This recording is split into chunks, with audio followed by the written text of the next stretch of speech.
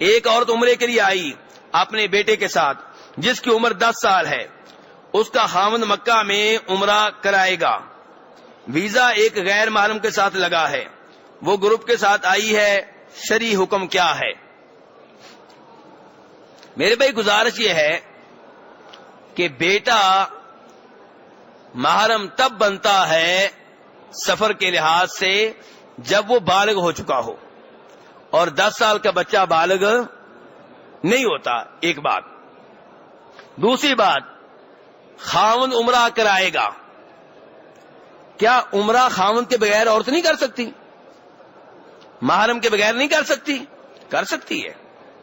شریعت نے عورت کو تنہا عمرہ کرنے سے نہیں روکا، شریعت نے عورت کو تنہا حج کرنے سے نہیں روکا، شریعت نے عورت کو محرم کے بغیر سفر سے روکا ہے، اور وہ یہ عورت کر رہی ہے۔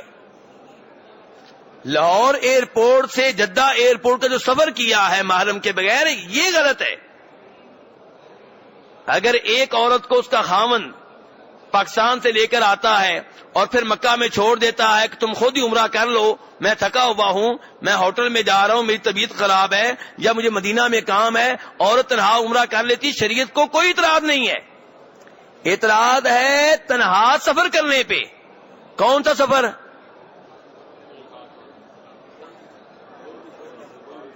عمرے کا سفر کہ حج کا سفر؟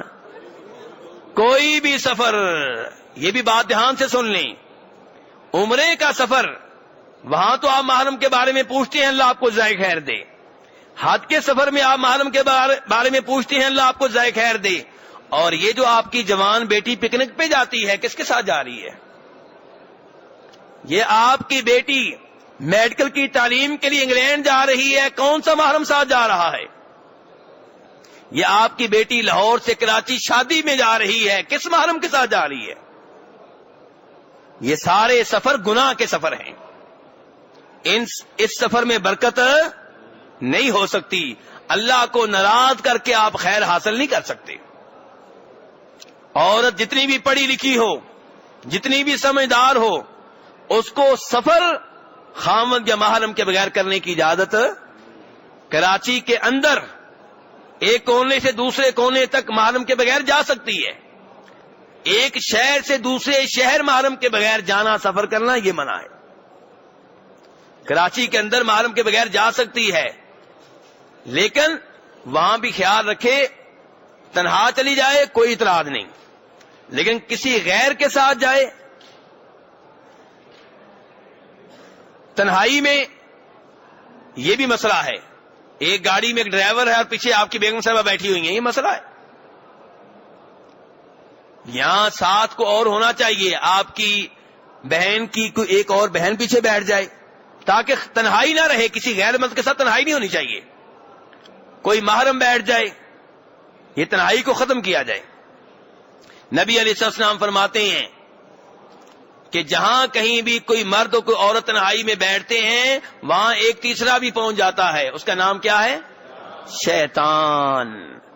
اور کئی بھائیوں کو مسئلہ سمجھائے نا، وہ کہتے ہیں نہیں جی نہیں، میری بیٹی بڑی اچھی ہے، میرا بیٹا بہت سمجھدار ہے، بڑا شریف آدمی ہے۔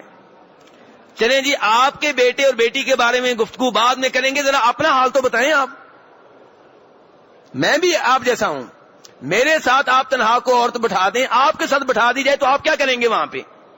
جو کچھ آپ کریں گے یہی کچھ آپ کی بیٹی کرے گی، یہی کچھ آپ کا بیٹا کرے گا، جبکہ آپ کی شادی ہو چکی ہے، آپ کے بچے بھی ہیں، اور آپ کو کسی خوبصورت عورت کے ساتھ تنہا بٹھا دیا جائے تو آپ کیا کچھ کریں گے، میں کیا کچھ کروں گا، مجھے بھی معلوم ہے اپنے بارے میں، آپ بھی جانتے ہیں اپنے بارے میں۔ اور جوان بیٹی، اس کے بارے میں آپ صفائیاں دے رہے ہیں۔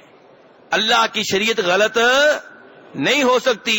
اگر جناب عائشہ عمر فاروق سے پردہ کرتی ہیں اور جناب حفصہ جناب ابو بکر سے پردہ کرتی ہیں، تو میری اور آپ کی بیٹی کیوں پردہ نہیں کرے گی؟